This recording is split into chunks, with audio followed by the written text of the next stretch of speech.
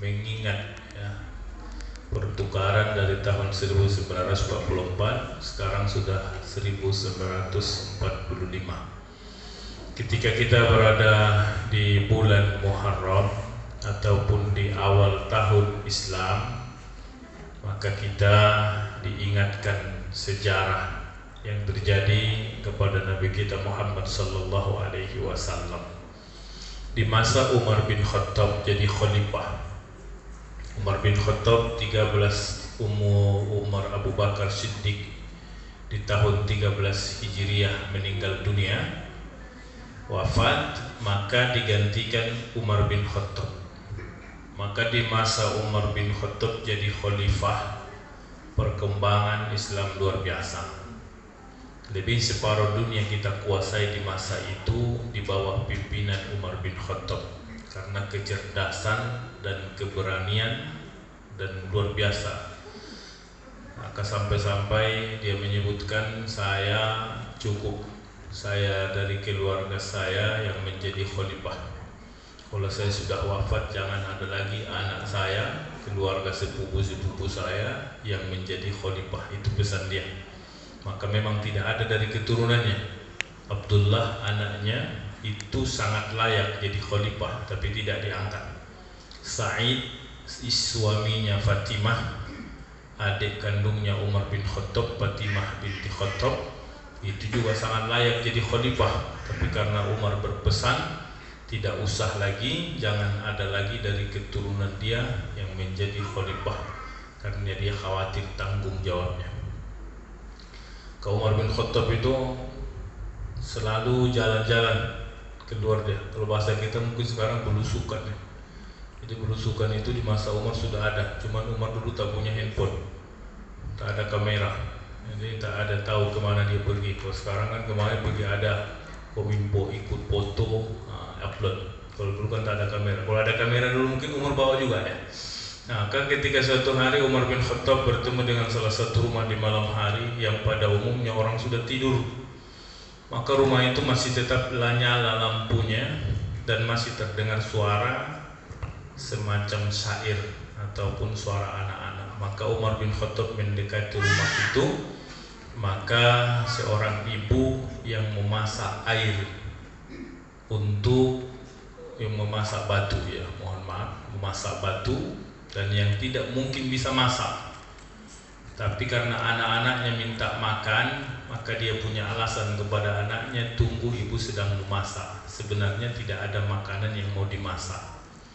Kata ibu itu, dengan saya mengatakan tunggu ibu sedang masak, dia berharap anak itu bisa menunggu dengan tenang dan berharap tertidur, karena tidak mungkin batu itu bisa masak.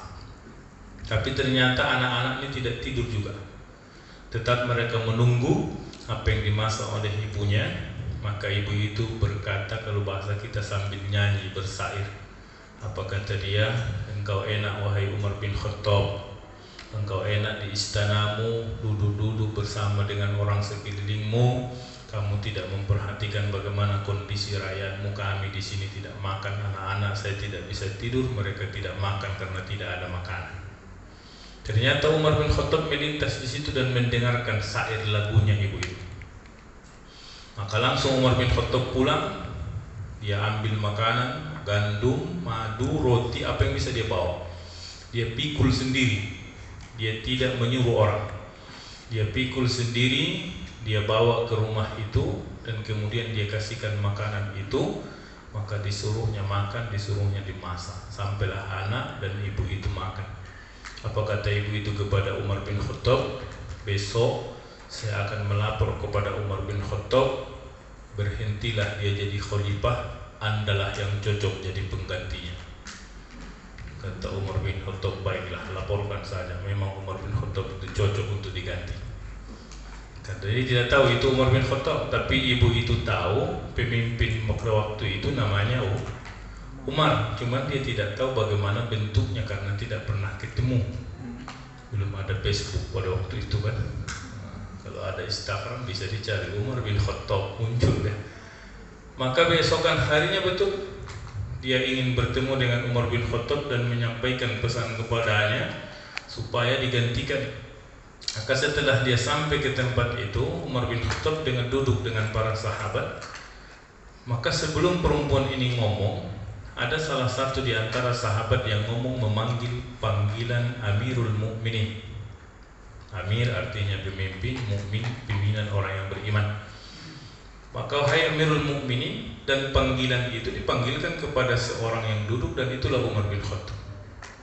Maka ketika perempuan itu melihat panggilan Amirul Mukminin itu kepada pemuda laki-laki yang duduk di situ, dan itu adalah Umar bin Khattab, maka perempuan itu merasa bersalah sambil duduk minta maaf kepada Umar bin Khattab. Mohon maaf karena dia tidak tahu itu adalah Umar bin Khattab. Dia sudah lantang bicara minta untuk diganti, padahal yang memberikan makanan tadi malam itu adalah Umar bin Khattab. Kata Umar bin Khattab, Anda tidak salah. Yang salah itu adalah Umar. Yang salah itu adalah Umar bin Khattab karena lalai, karena mungkin kekurangan dan lain sebagainya, sampai-sampai dia tidak memperhatikan ada rakyatnya yang kelaparan karena tidak ada makan. Maka kata Umar bin Khattab, saya berterima kasih, Anda tidak perlu minta maaf karena Anda sudah menyelamatkan saya dari pertanyaan itu nanti di hadapan Allah Subhanahu wa taala. Sampai Umar bin Khattab memberikan, dia mengatakan 50 dirham, dia mengatakan 5.000 dirham, dia kasih kepada perempuan itu, kemudian dia koyakkan kain putih, dia minta tanda terima kalau bahasa kita. Tolong kau coretkan di sini kain ini. Maka dicoret perempuan itu. Apa kata Umar bin Khattab kepada sahabat? Kalau saya nanti meninggal dunia, tolong kain putih ini selipkan di kain kapan saya, supaya nanti kalau ditanya atas kelalaian dan atas keterlambatan saya terhadap ibu dengan anak-anaknya yang tidak makan karena tidak ada makanan, maka saya bisa menjawab di hadapan Allah kalau itu sudah saya tebus ketika saya menjadi khalifah. Kira-kira begitulah Umar ibn Khattab. Maka Islam luar biasa di masa beliau menjadi khalifah. Bahrain yang ditaklukkan Abu Bakar belum berhasil karena Abu Bakar meninggal dunia, disambung oleh Umar bin Khattab, takluk di bawah pimpinan Umar. Kata Khalid bin Walid, bagaimana kalau kita masuk negeri Sam, Jordania, Lebanon, Syria, Palestina, masuk takluk tahun 16 Hijriah. Kata Khalid bin Walid, kita masuk ke Afrika dipimpin oleh Amr bin As pada waktu itu tahun 20 Hijriah. Afrika, Bahrain, Sam itu di bawah pimpinan Umar bin Khattab pada waktu itu, di masa Umar bin Khattab. Umar tidak perlu belajar ke Persia. Umar tidak pernah studi banding ke Romawi, bagaimana membuat bangunan-bangunan yang kokoh, bagaimana membuat perlengkapan prajurit ke Persia, bagaimana strategi perang dan lain sebagainya. Tidak ada satupun sahabat yang dikirim belajar ke Persia. Tidak ada satupun sahabat yang dikirim studi banding ke Romawi, tapi Nabi Shallallahu Alaihi Wasallam hanya mengajarkan Al-Quran kepada para sahabat. Di Quran semuanya sudah ada, tinggal kamu mempelajari dan mengamalkannya. Baik yang dirahmati Allah Subhanahu Wa Taala dan yang kami muliakan. Maka di masa Umar bin Khattab datang karena perkembangan Islam luar biasa. Maka di situ Abu Musa al-Asy'ari mengatakan, ya Amirul Mukminin, bagaimana kalau kita buat tahun Islam? Kita tidak punya tahun, atau kita belum punya tahun. Kalau kita ngirim surat, saya khawatir orang yang menerima surat kita itu bingung, surat ini tahun sekarang ke tahun yang telah lalu, karena tidak ada tahunnya. Kalau tahun Masehi sudah ada, tapi tahun Islam pada waktu itu belum dibuat oleh Nabi Shallallahu Alaihi Wasallam. Maka sepakatlah mereka untuk membuat tahun Islam, diawali tahun satunya, tahun pindahnya Nabi dari Makkah ke Madinah. Sepakat usulnya Ali bin Abi Thalib, dia mengatakan bagaimana tahun satu itu kita buat di tahun pindahnya Nabi dari Makkah ke Madinah. Maka sepakatlah tahun satu Islam itu disebut dengan tahun 1 Hijriah, pindahnya Nabi dari Makkah ke Madinah. Sekarang kita berada di tahun 1445 Hijriah, berarti sudah 1444 tahun yang lalu Nabi Shallallahu Alaihi Wasallam meninggalkan Makkah, pindah ke kota Madinah. Maka disebut dengan tahun tahun Hijriah. Nah, itulah dibentuk oleh Umar bin Khattab dan disepakatilah bulan yang 12 yang diciptakan oleh Allah, disepakatilah hitungan satunya itu bulan Muharram. Karena kalau bulan ini sudah ada, begitu turun Al-Quran disebutkan Allah, inna iddatas suhuri indallahi isna asara sahran fiha arba'atun hurum. Ketika Allah ciptakan langit, ketika Allah ciptakan bumi, Allah sudah menciptakan 12 bulan. Ada 4 di antara bulan itu bulan yang dimuliakan. Jadi kalau bulan sudah ada 12. Nah, kalau hitungan bulan Arab itu 12, tapi kalau hitungan bulan Indonesia ada bulan 13. Namanya tidak ada, cuman gajinya ada.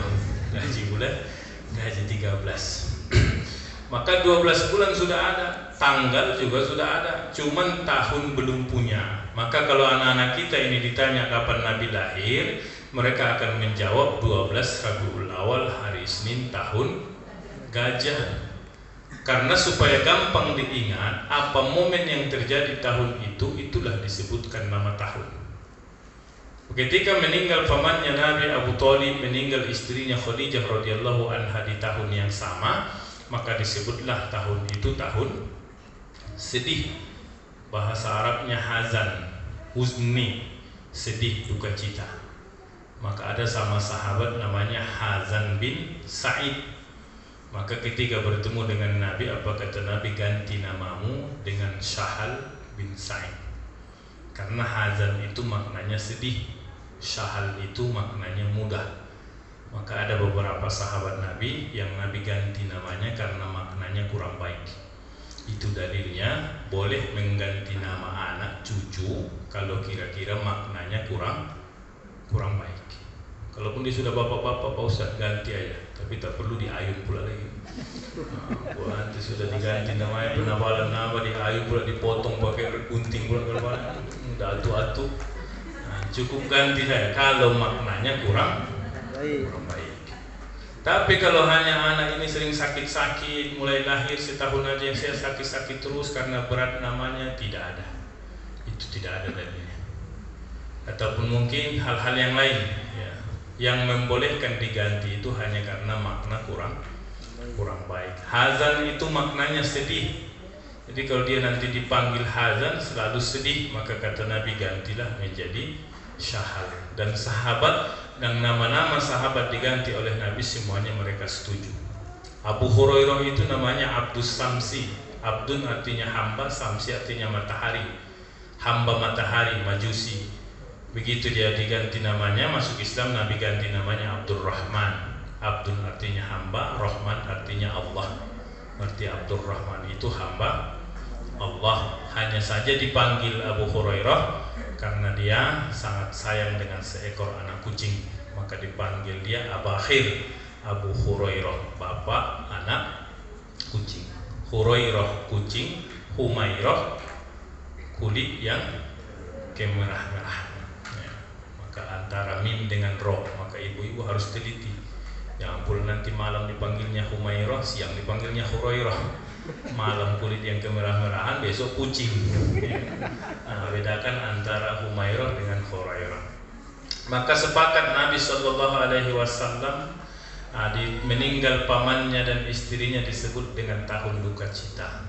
Di tahun 13 kenabian, lebih tahun 10 kenabian.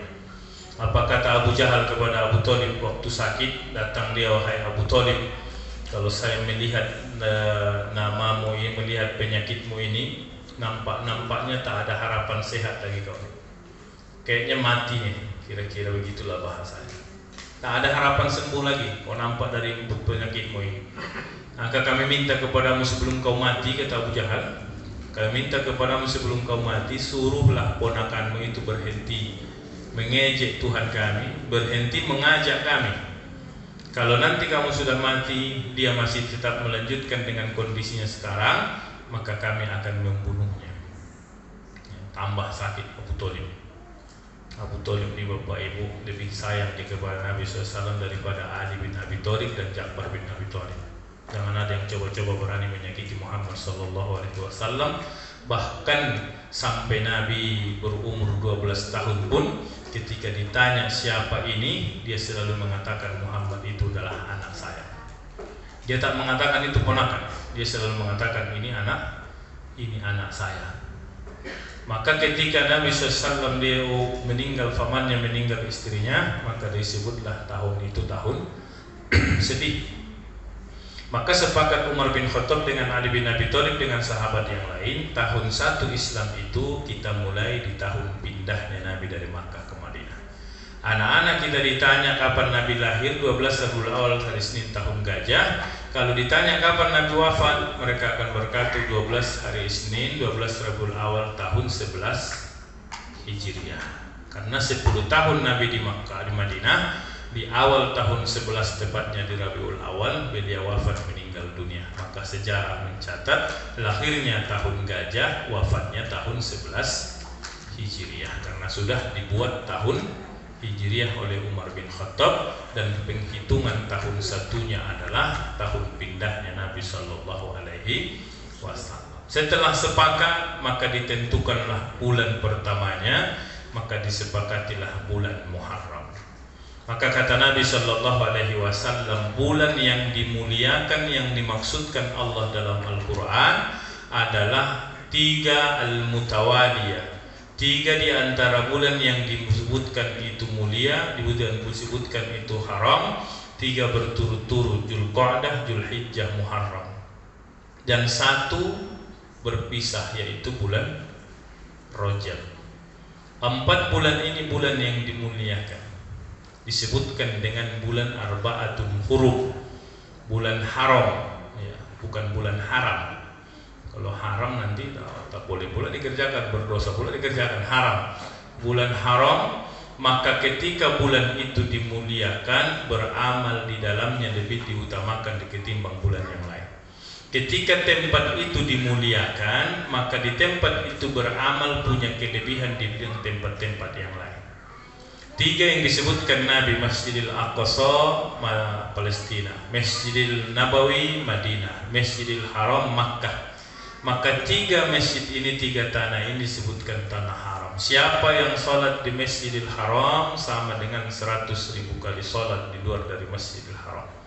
Siapa yang sholat di Masjid Madinah sama dengan 100.000 kali sholat di luar daripada Masjid Madinah. Siapa yang sholat di Masjidil Aqsa 500 kali sholat diketimbang masjid-masjid yang lain. Dimuliakan sholat di Makkah 1 kali sama dengan 100.000 kali di luar dari Masjid Makkah. Tapi karena keutamaan tempatnya, jangan pula hitung jumlahnya. Kalau dihitung jumlahnya itu yang salah paham, pulang di haji tak sholat Jumat lagi deh. Apa tak sholat Jumat Pak Haji? Udah berapa kali Jumat di Makkah? Sekali Jumat 100.000 kali. Sampai mati pun tak usah sholat Jumat lagi kalau begitu, sudah tertutup. Tapi karena kemuliaan tempat diberikan, maka kita masuk ke tanah haram itu kita baca doa.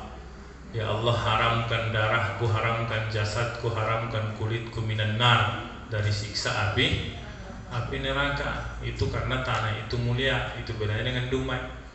Kalau bapak masuk ke Dumai dari Rohul, baca doa nggak? Haramkan jasadku, haramkan. Tidak, karena Dumai bukan tanah haram. Dibilang kawan tuh pula, oh Indonesia ini tanah haram, tanah suci kan gitu. Bapak Ibu yang dirahmati Allah Subhanahu wa taala dan yang kami muliakan. Maka sepakat dimulai tahun baru itu, tahun 1 Islam itu adalah tahun pindahnya Nabi Shallallahu Alaihi Wasallam, karena di tahun itulah Nabi pindah. Kenapa Nabi pindah? Bukan tidak ada alasan Bapak Ibu.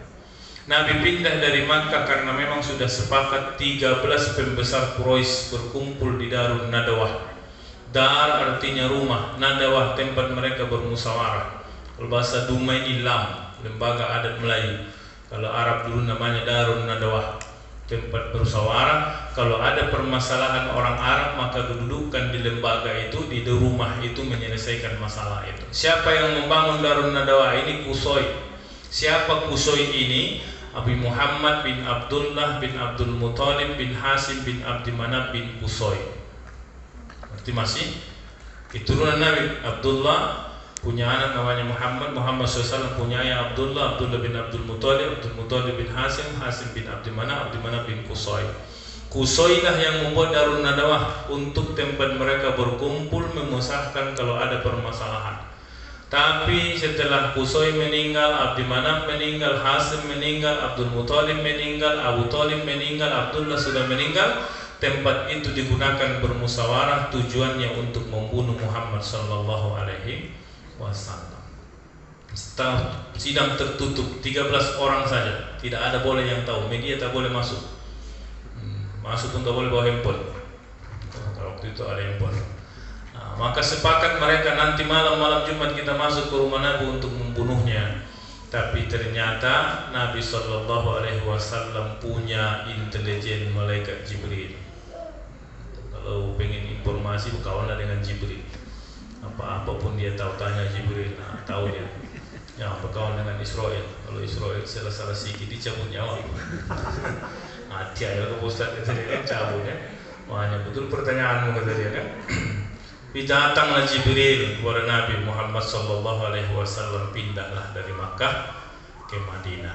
Maka Nabi SAW berangkat tengah malam Jumat, malam Sabtu, malam Ahad, malam Isnin, baru melanjutkan perjalanan sampailah di Madinah Nabi sallallahu alaihi wasallam hari Isnin tengah hari, 7 hari 7 malam. Kita menempuhnya sekarang naik bus lebih kurang 7 jam 6 jam. Kalau pakai kereta cepat lebih kurang 2 jam. Kereta cepat sudah ada dari Makkah ke Madinah ataupun Madinah ke Makkah. Cuman itu biasanya di luar paket biaya umroh karena ongkosnya mahal, dan tetap juga bus dipakai karena tak boleh bawa koper. Yang boleh cuma tas bisnis saja. Kalau koper tak menampung keretanya, maka itu sudah difasilitasi. Apa kata Muhammad bin Salman, anaknya Raja Salman? Saya tidak mau mati sebelum Saudi ini seperti Eropa. Jadi dia pengen Saudi itu seperti Eropa. Kalau fasilitasnya seperti Eropa, kita bersyukur. Enak kita pergi umroh, tak perlu lagi antri di imigrasi. Ini cap paspor sepanjang-panjang minta ampun. Tengok orang Arab main game lagi. Awak marah nanti tak dicapnya pula paspor kita kan? Tak bisa marah. Karena kita yang butuh dia, bukan yang butuh kita. Tanpa dia seripus pun orang datang ke sana karena ibadah. Apa yang dirahmati Allah Subhanahu wa taala dan yang kami muliakan. Sampai Nabi sallallahu alaihi wasallam di Madinah hari Senin tengah hari. Maka sepakatlah di bulan Muharram itu, dan Muharram itu bulan yang dimuliakan. Ada peristiwa yang terjadi di bulan Muharram itu di tanggal 10. Diselamatkannya Nabi Musa dari kejaran Firaun. Maka apa kata Nabi sallallahu alaihi wasallam ketika sahabat berkata, "Ya Rasulullah, kenapa Anda puasa di tanggal 10 Muharram?" Puasa 10 Muharram itu tu'zimuhul Yahudu wan Nasara. 10 Muharram itu orang-orang Yahudi dan Nasrani juga puasa. Nanti kalau kita puasa di 10 Muharram, khawatir mereka mengira kita mengikut-ikut mereka. Maka Nabi SAW bertanya kepada mereka, kenapa kalian menghormati tanggal 10 Muharram? Kenapa kalian memuliakan 10 Muharram dengan berpuasa di pada hari itu? Apa kata mereka? Anjallahu Musa minal Fir'aun. Di tanggal 10 Muharram itu diselamatkannya Nabi Musa dari kejaran Fir'aun. Nabi Musa dikejar oleh Fir'aun. Maka ketika di pinggir Laut Merah, Nabi Musa bermunajat. Di depan Laut Merah, di belakang tentaranya Fir'aun. Maka Nabi Musa mengangkat tangan meminta kepada Allah untuk solusi. Maka turun ayat Idrib bi asokal hajar. Pukulkan tongkatmu itu.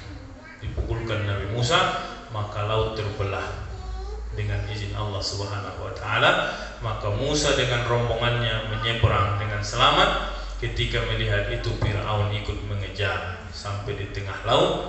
Maka Allah izin pertemukan laut itu kembali. Apa kata Fir'aun? Amantu bi Rabbi Musa.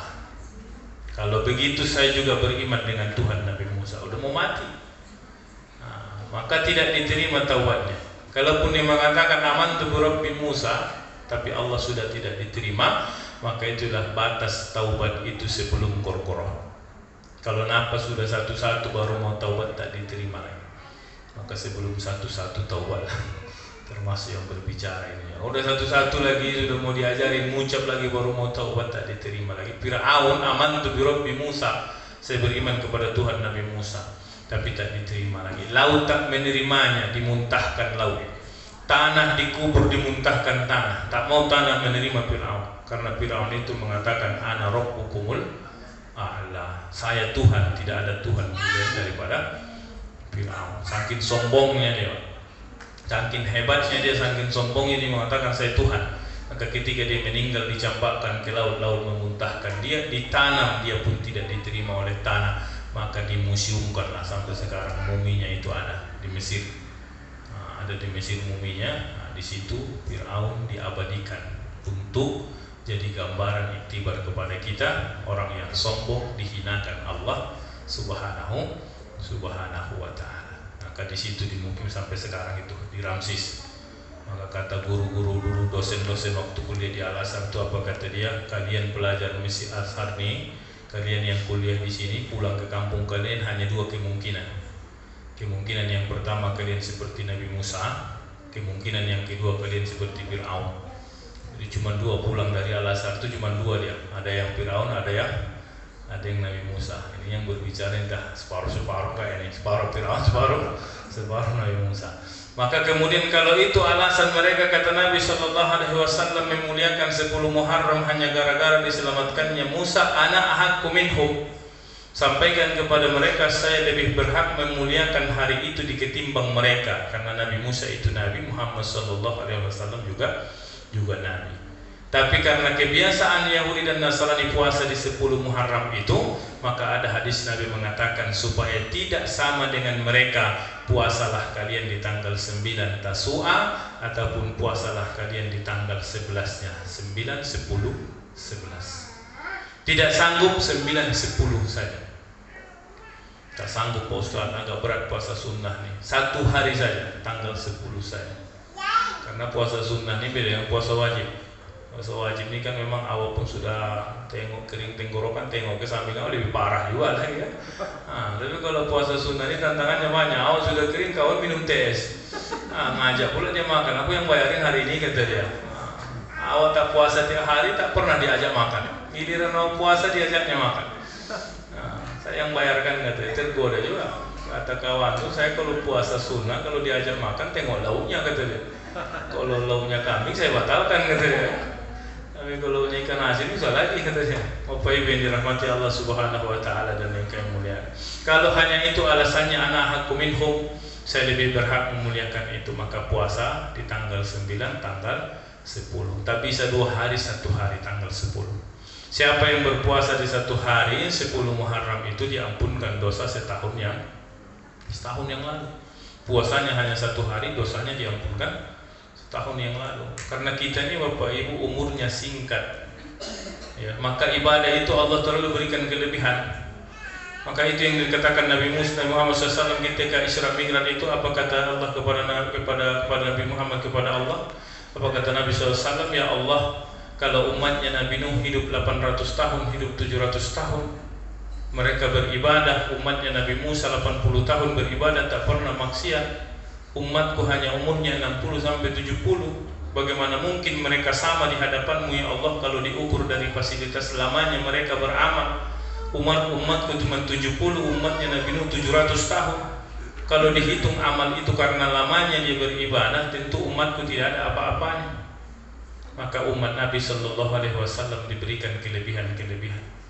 Siapa yang beramal 1 malam di bulan Ramadan, khairum min alfi syahrin, lebih baik daripada 1000 bulan. Siapa yang puasa di 10 Arafah, 9 Arafah, diampunkan dosa yang telah lalu, diampunkan dosa yang akan datang setahun. Siapa yang puasa Asyura ini diampunkan dosanya setahun yang lalu. Kita diberikan kelebihan-kelebihan supaya bisa menyamai amalnya umat-umat sebelum kita yang hidupnya 700 tahun, 600 tahun. Kita ini umat umurnya paling pendek, umat umurnya postur tubuhnya juga paling kecil.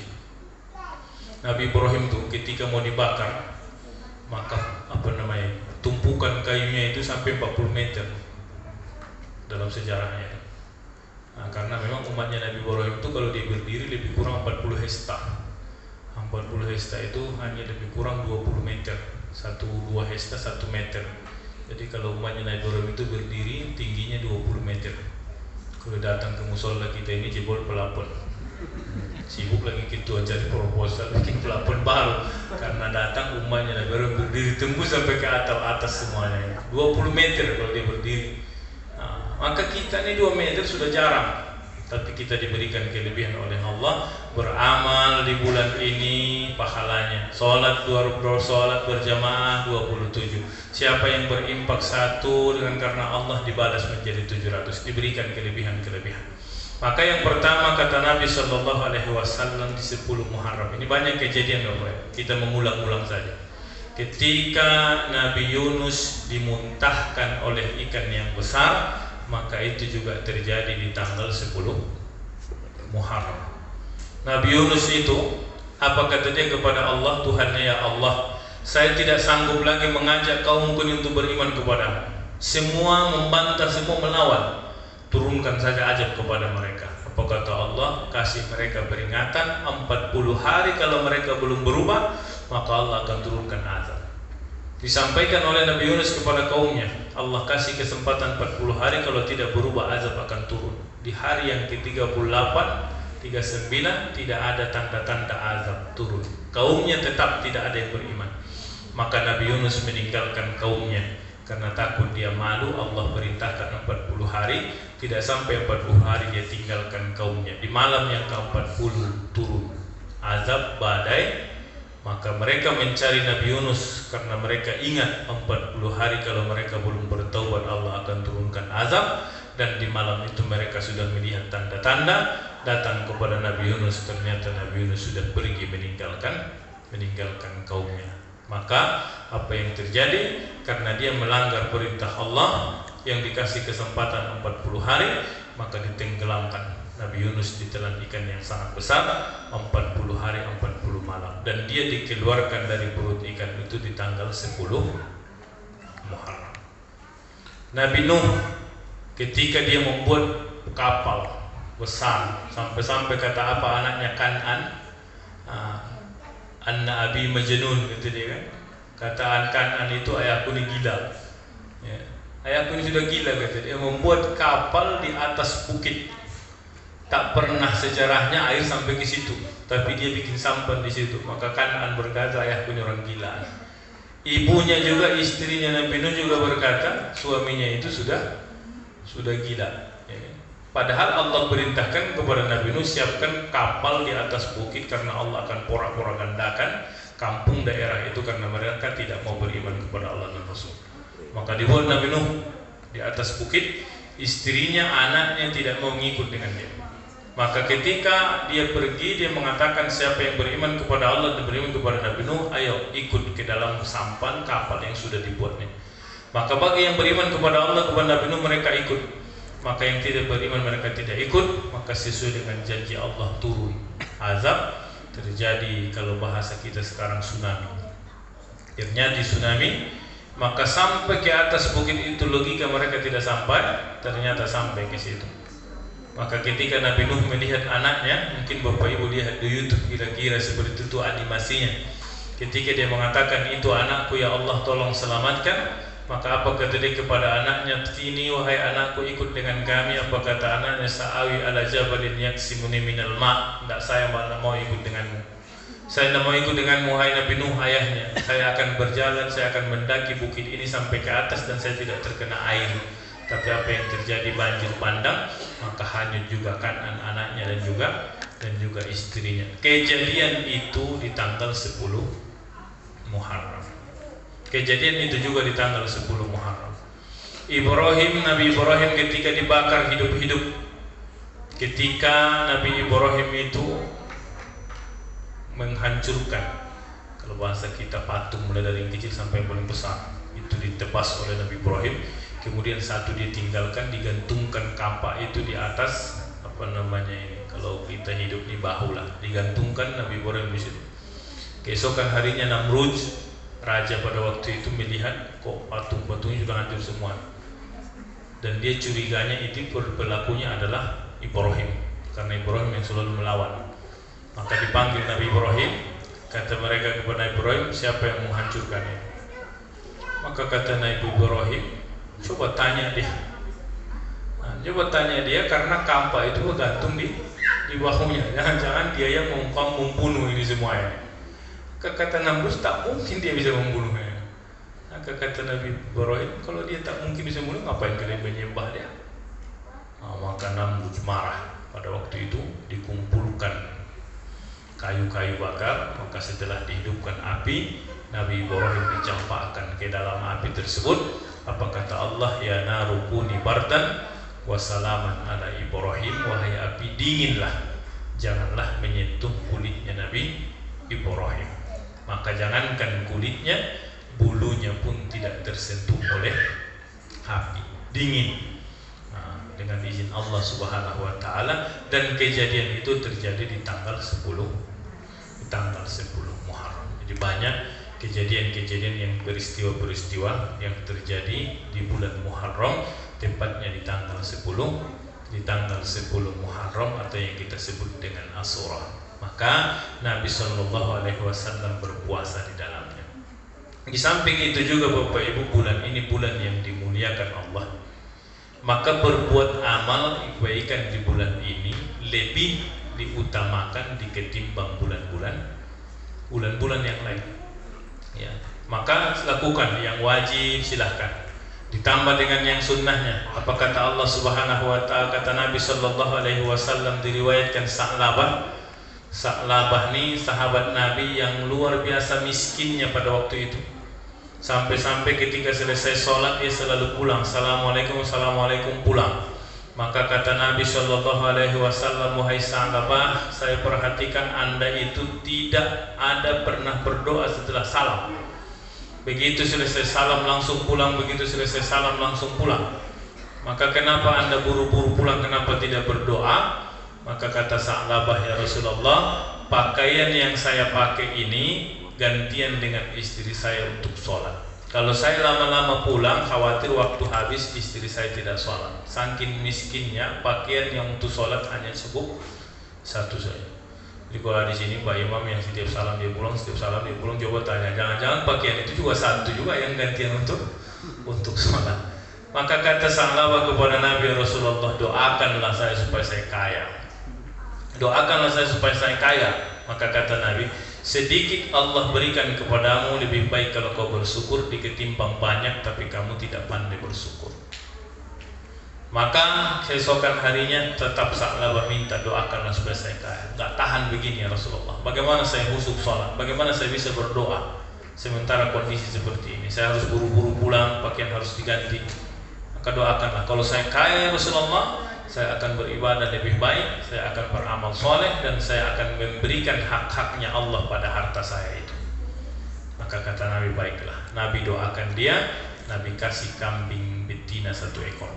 Ada yang mengatakan kambing itu posisi sedang hamil, ada yang mengatakan 1 ekor kambing betina kau pandailah mencari jantannya supaya dia berkembang biak. Maka dengan izin Allah Subhanahu wa taala, doanya Nabi Shallallahu alaihi wasallam berkembang biak. Banyaklah kambingnya Sa'labah. Diperhatikan sholat pun sudah terlambat. Yang sebelumnya sebelum masuk waktu 30 menit 20 menit sebelum waktu sudah duduk iktikaf. Setelah kambing banyak sudah qomat baru dia datang. Meningkat setelah itu tidak lagi datang 5 waktu, datangnya hanya Jumat saja. Jumat pun dia datang, khotib sudah naik mimbar. Khotib sudah naik mimbar baru dia datang. Apakah sah sholat Jumat kami? Sah. Kalaupun dia dapat hanya 1 rakaat, tapi karena memang terlambat itu sah, tapi jangan dilambat-lambatkan. Kadang-kadang sengaja dia di luar itu, khotib sudah naik ke atas mimbar, masih di luar merokok-rokok. Padahal khutbah itu bahagian daripada sholat Jumatnya. Bagus masih merokok, padahal cuma 15 menit. Memang setan tuh pandai dia. 15 menit pun rasanya lama minta ampun. Makanya banyak yang ngorok juga di waktu sholat. Begitu khutbah naik atas mimbar dia pun nunduk sampai tidur.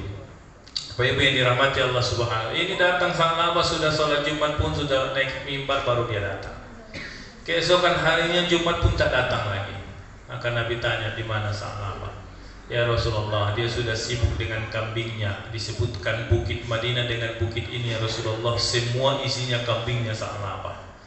Jadi tak datang lagi dia karena sibuk ngurusin kambing. Berarti sudah bisa dikeluarkan zakatnya? Sudah ya Rasulullah. Nabi suruh pergi kau minta kepadanya, pesan dari Nabi keluarkan zakatnya. Kambing ini zakatnya 1 ekor kalau sudah cukup 40 ekor dan sudah sampai 1 tahun maka dikeluarkan 1 ekor. Kalau duit lebih kurang 85 gram emas disimpan 1 tahun lamanya maka dikeluarkan zakatnya. Kalau onta kalau tidak salah 5 ekor 1 ekor dikeluarkan.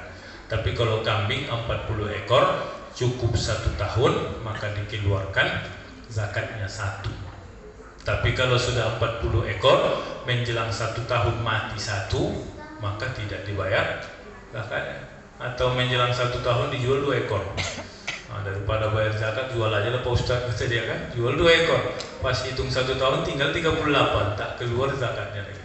Maka diminta kepada sahabat, apa kata dia, tidak usah kalian minta sama saya, biar saya datang nanti kepada Nabi untuk ngasih.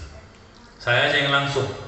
Maka pulang mereka disampaikan, oke kita tunggu kata Nabi. Tak datang-datang juga dia.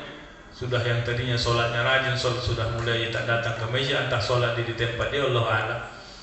Diminta zakat pun tak mau bayar. Yang kedua datang lagi gitu juga, yang ketiga datang lagi gitu juga. Tak mau dia bayar, biar saya datang kepada Nabi. Turunlah ayat, apa kata Allah dalam surah Taubah 75, 76, 77 itu? Kata Allah, sebahagian di antara kalian ada yang dulu berjanji kalau dia kaya dia akan beramal soleh. Kalau dia kaya dia akan mengeluarkan hak-haknya Allah. Tapi ada sebagian di antara mereka, di antara kalian yang mengingkari janjinya, kata Allah Subhanahu wa taala. Setelah turun ayat ini, menyebarlah ayat ini di kota Madinah, maka Sa'labah pun mulai merasa bahwa teguran itu bahagian daripada dirinya. Setelah dia tahu ayat itu turun, barulah dia datang kepada Nabi sallallahu alaihi wasallam, "Ya Rasulullah, sesuai dengan kesepakatan 3 orang kau utus untuk datang kepadaku meminta zakat, saya katakan saya langsung datang kepadamu, maka inilah waktunya saya datang ya Rasulullah." Kata Nabi, "Tak usah kau bayar lagi. Kamu kan datang karena sudah ditegur Allah Subhanahu wa taala. 3 kali saya utus orang untuk datang kepadamu, kamu tak mau datang. Ketika Allah turunkan wahyu baru kau datang," kata Nabi, "tak usah, kau bawa aja pulang." Dia ambil pasir itu disiramkan ke kepalanya saking kesalnya. 3 kali perintah Nabi dia tidak mengindahkan perintah itu. Setelah dia mau membayarnya, Nabi tidak lagi menerimanya. Meninggal Nabi tak diterima zakatnya. Datang di masa Abu Bakar dia datang untuk bayar, tak diterima Abu Bakar. Datang di masa Umar bin Khattab, tak diterima Umar. Datang di masa Utsman bin Affan, tak diterima Utsman bin Affan. Karena mereka mengatakan Nabi tidak mau menerimanya, apalagi kami. Maka di masa Utsman bin Affan dia pun sudah bangkrut dan juga sudah susah di masa itu karena tidak mau mengeluarkan zakatnya, karena itu sudah menjadi janjinya. Bapak Ibu yang dirahmati Allah Subhanahu wa taala, maka kata Sa'labah Nabi sallallahu alaihi wasallam diriwayatkan Sa'labah bin Jursum. Jadi Sa'labah ini ada yang disebutkan 3 ini, ada Sa'labah bin Abdurrahman, ada Sa'labah bin Hatib yang tadi kisahnya miskin tiba-tiba kaya, Sa'labah bin Hatib. Ada Sa'labah bin Abdurrahman nih. Sa'labah bin Abdurrahman ini Bapak Ibu kisah apa kisahnya dia? Dia pernah melihat aurat perempuan tanpa dia sengaja. Setelah kejadian itu maka dia tidak mau lagi dekat dengan Nabi sallallahu alaihi wasallam. Sampai 40 hari dia mengasingkan diri, tidak mau berjumpa dengan Nabi. Ketika ditanya kenapa tak mau jumpa dengan Nabi, kata dia, saya tidak layak dekat dengan Nabi sallallahu alaihi wasallam karena dosa mata yang ia lakukan tanpa disengaja. Kata Nabi, Nabi sudah memaafkanmu, datanglah, tidak masalah lagi. Tapi dia tetap tidak mau datang. Sampai dia sakit, Nabi mengunjungi ke tempat dia. Nabi letakkan kepalanya di atas paha Nabi. Apa kata dia? "Ya Rasulullah, jangan kau letakkan kepala ini di atas pahamu, karena kepala ini tidak pantas untuk diletakkan di atas paha orang yang suci sepertimu ya Rasulullah. Hanya karena 1 kali dosa mata, dan itu pun tidak dia sengaja." Dia tidak mau diletakkan kepala itu di atas paha Nabi. Sambil menangis dia berkata, "Ya Rasulullah, apakah dengan dosa ini saya tetap masuk surga?" Kata Nabi, "Masih." "Apakah nanti di surga saya bisa melihatmu ya Rasulullah?" Kata Nabi, "Masih." Sampai seperti itu dia takutnya, masuk surga nanti masuk. "Masih bisa melihatmu?" "Masih." Karena dosa yang dia tidak sengaja pada waktu itu. Itu Sa'labah bin Abdurrahman. Bapak Ibu yang dirahmati Allah Subhanahu wa taala dan yang kami muliakan, maka di bulan ini berbanyak baik yang wajibnya sudah jelas. Kata Nabi, "Innallaha farada faraida fala tudayyi'uha." Allah sudah mewajibkan apa-apa yang diwajibkan kepada kalian, maka jangan kalian tinggalkan. Ya, Allah sudah mewajibkan apa-apa yang Allah wajibkan kepada kita, jangan tinggalkan. Fala tudayyi'uha, jangan kalian tinggalkan. Wa harrama huruman fala tantakihuha wala tantahikuha. Allah sudah mengharamkan apa yang Allah haramkan, maka jangan kalian kerjakan. Wa sakata an asya'i rahmatan lakum ghairu nisyanin fala tabahasu anha, kata Nabi. Allah diam terhadap perbuatan kalian itu bukan karena Allah lupa dan tidak melihat, tapi hanya karena Allah sayang kepada kalian. Berapa banyak yang wajib kalian tinggalkan, kata Nabi. Berapa banyak yang haram Allah larang kalian kerjakan. Ketika kalian tinggalkan yang wajib, ketika kalian kerjakan yang haram, wasakataan asya, tapi Allah hanya diam bukan karena Allah lupa, bukan karena Allah tidak melihat. Illa rahmatan lakum, melainkan itu adalah kasih sayang Allah Subhanahu wa taala kepada kalian. Itu karena rahmat Allah, kasih sayangnya Allah kepada kita. Begitu kita melakukan dosa, tidak seketika itu Allah tunjukkan murkanya. Begitu kita meninggalkan, melanggar, melakukan apa yang diharamkan, tidak seketika itu Allah tunjukkan marahnya. Itu bukan karena Allah lupa dan diam, tapi Allah menginginkan menunjukkan kasih sayangnya kepada kita. Maka mudah-mudahan Bapak Ibu di tahun 1445 Hijriah ini Allah masih berikan kesempatan. Berapa banyak kawan-kawan kita yang doanya sama dengan kita, panjangkan umur kami. Mungkin pada hari ini mereka tidak lagi bersama kita. Ada doa yang lebih cepat dari doa mereka, fa ijaja ajaluhum la yastakhiruna sa'ah. Kalau sudah dapat waktunya tak bisa dipercepat, tak bisa diperlambat. Maka kita termasuk yang berbicara ini, Bapak Ibu, Masya Allah berikan. Maka waj'alil hayata ziyadatan lana fi kulli khair. Kita selalu berdoa, jadikanlah kehidupan kami ini kehidupan yang bertambah-tambah kebaikan setiap detiknya. Waj'alil mauta rohatan lana min kulli syarrin. Jadikanlah kematian itu kematian yang benar-benar kita beristirahat dari semua kejahatan. Mungkin itu saja Bapak Ibu yang dirahmati Allah Subhanahu wa taala dan yang kami muliakan. Mudah-mudahan silaturahim kita ini Allah mengampunkan dosa kita sampai nanti kita meninggalkan tempat ini. Amin ya rabbal alamin. Dan Allah selalu memberikan rahmat kasih sayangnya kepada kita dan memberikan kesempatan untuk memperbaiki, dan mungkin ada yang kurang ataupun ada yang tinggal selama di tahun 1444. Maka di tahun 1945 kita berusaha untuk menutupi dan tetap melakukan lebih baik daripada tahun sebelumnya. Mungkin itu saja yang dapat kita sampaikan pada kesempatan ini. Lebih dan kurangnya mohon maaf kepada Bapak Ibu. Kami mohon maaf kepada Allah Subhanahu wa taala, minta ampun. Kita tutup pertemuan ini dengan doa Al-Fatihah. A'udzubillahi minasyaitonirrajim. Bismillahirrahmanirrahim. Alhamdulillahirabbil alamin arrahmanir rahim maliki yaumiddin. Iyyaka na'budu wa iyyaka nasta'in. Ihdinas siratal mustaqim, siratal ladzina an'amta 'alaihim ghairil maghdubi 'alaihim waladdallin. Amin. Bismillahirrahmanirrahim. Alhamdulillahirabbil alamin. Ahdahu wassalatu wassalamu ala asyrafil anbiya'i wal mursalin sayyidina Muhammad wa ala alihi wa ashabihi ajma'in. Ya arhamar rahimin, yang maha pengasih dan penyayang, irhamna, sayangi kami ya Allah. Allahumma ya akramal akramin, yang mempunyai kemuliaan, ikrimna, muliakan kami dengan kemuliaan-Mu ya Allah.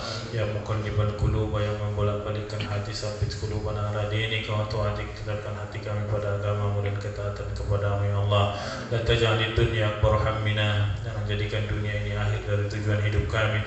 Wa la tusallitu alaina man la yakhafuka wa la yarhamuna, jangan berikan kami pemimpin yang tidak takut kepada-Mu dan tidak sayang kepada kami ya rabbal alamin. Allahumma aslih lana dinana allati huwa ismatu amrina, wa aslih lana dunyana allati fiha ma'asuna, wa aslih lana akhiratana allati ilayha ma'aduna, waj'alil hayata ziyadatan lana fi kulli khair, waj'alil mauta rahatan lana min kulli syarr, innaka ala kulli syai'in qadir. Allahumma ighfir lana dhunubana wa liwalidayna warhamhuma kama rabbayana shaghira. Allahumma ij'al jam'ana hadha jam'an marhumah, jadikan pertemuan ini pertemuan yang Kau rahmati. Wa tafarruqana min ba'dihi tafarruqan maqsumah, jadikan perpisahan pada pertemuan ini perpisahan yang Kau ridhai. Rabbana atina fid dunya hasanah wa fil akhirati hasanatan wa qina adzabannar. Sallallahu ala sayyidina Muhammadin nabiyil ummi wa ala alihi wa sahbihi wa barik wa sallam. Subhanakallahumma bihamdik, nashhadu an la ilaha illa anta, nastaghfiruka wa natubu ilaik. Walhamdulillahi rabbil alamin. Taqabbalallahu minkum minna minkum taqabbal warahmatullahi wabarakatuh.